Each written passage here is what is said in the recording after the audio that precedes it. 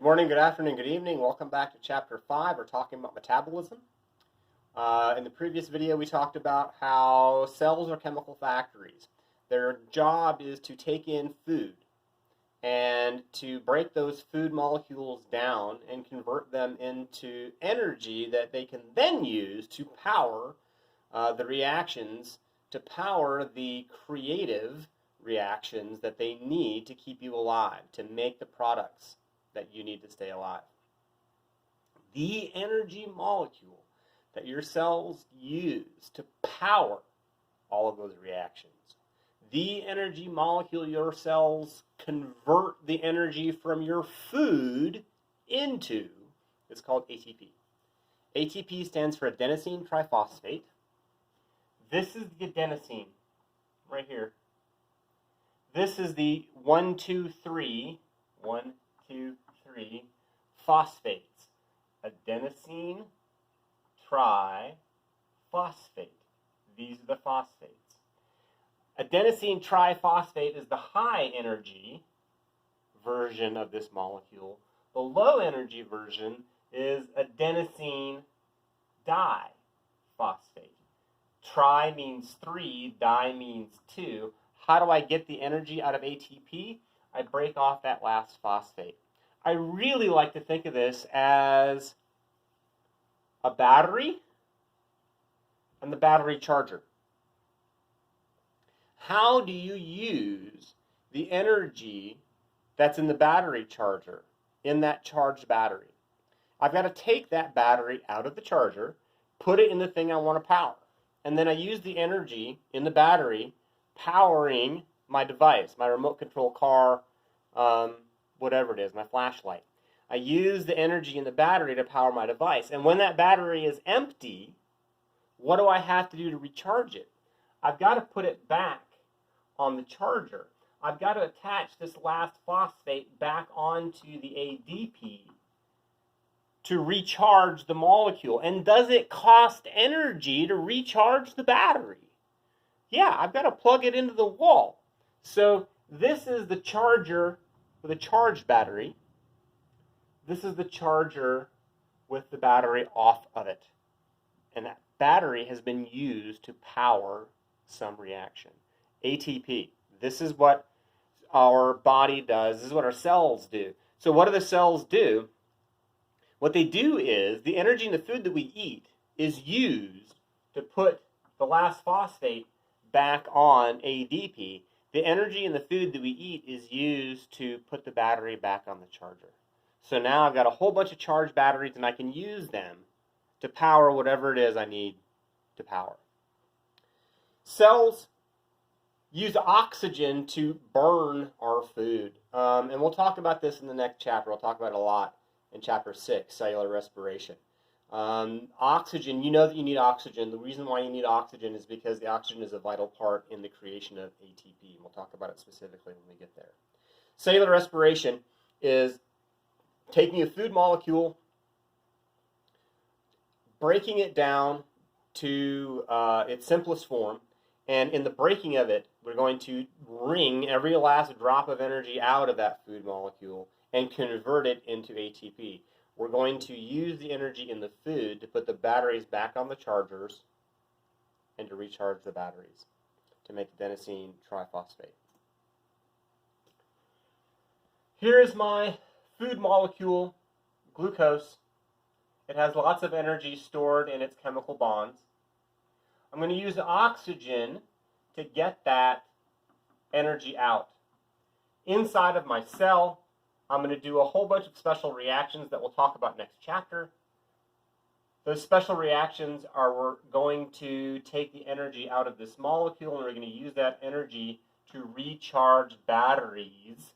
We're going to use that energy to make ATP from, remember, ADP, and then we call it PI, that third phosphate. We're going to take that last phosphate and plug it back onto the ADP to make ATP. We're going to put the batteries back on the chargers. Once I have taken all of the energy out of this food molecule, after I've used oxygen plus food, taken all the energy out, I'm always going to get waste heat. Remember we talked about that. Heat is the lowest form of energy. And then my other waste products that we get are going to be carbon dioxide and water. We blow up, we breathe out carbon dioxide. The carbon dioxide that we breathe out comes from the food that we eat. We use oxygen to burn sugar to get energy, and then ultimately we're always going to have a waste product. When we do these reactions, when we break down food molecules to get the energy out of them, that is called an exothermic reaction. An exothermic reaction is when I take high energy reactants and I break them apart and I end up with low energy products. The difference in what I start with versus what I end with is the energy that gets released. And this is the energy that we use to make ATP. This is the energy that we use to recharge the batteries. Exothermic, what does exo mean? Exo means outside, therm means heat. It means it releases energy outside. The opposite is true. This is for the breaking down. This is for what we call catabolic reactions. Catabolic reactions, that's the half of metabolism that is breaking down. Breaking bonds releases energy. I use that energy to make ATP. The ATP is then used to take low energy reactants and to build high energy products. The energy that I have to pump into these low energy reactants comes from ATP. It comes from the molecules that I made breaking down my food. Low energy reactants, I pump energy in the form of ATP to make high energy products.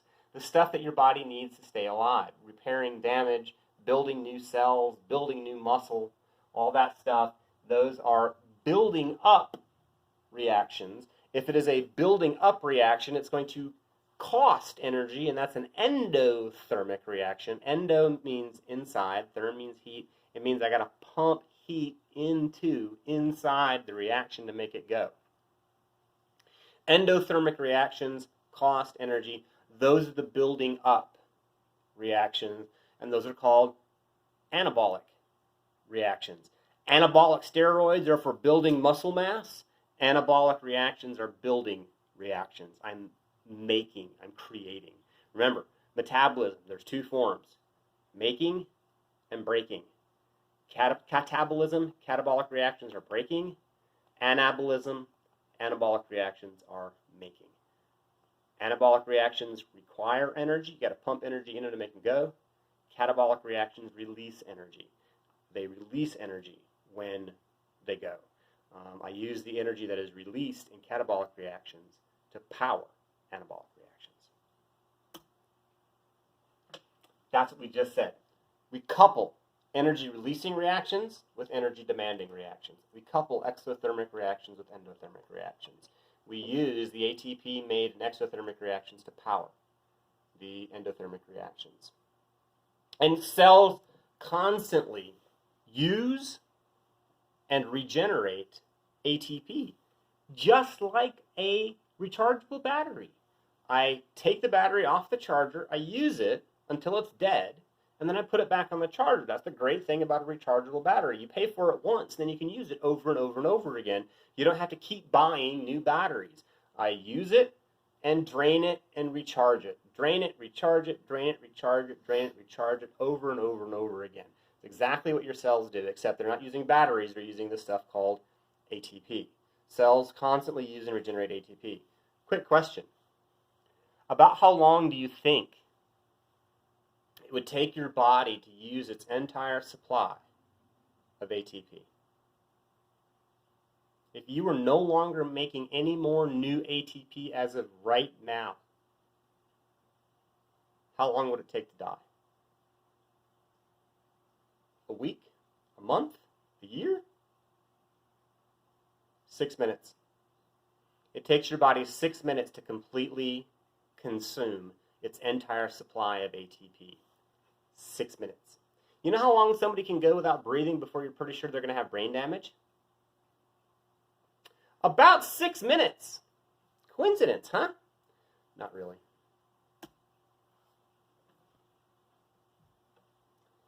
Making ATP is endothermic. I got to pump energy into it. I use the energy from cellular respiration, exothermic reactions, to create ATP. The ATP that I make is then used to make stuff the cell needs, endothermic reactions, energy for cellular work to make the stuff the cell needs. Using the ATP means I break that last phosphate off. That's what this is, that last phosphate. If ATP, I break off the last phosphate, now it's ADP plus my phosphate. So then I just make it, use it, make it, use it, make it, use it. I eat food so I can make ATP. I use the ATP to make the products my cell needs to stay alive.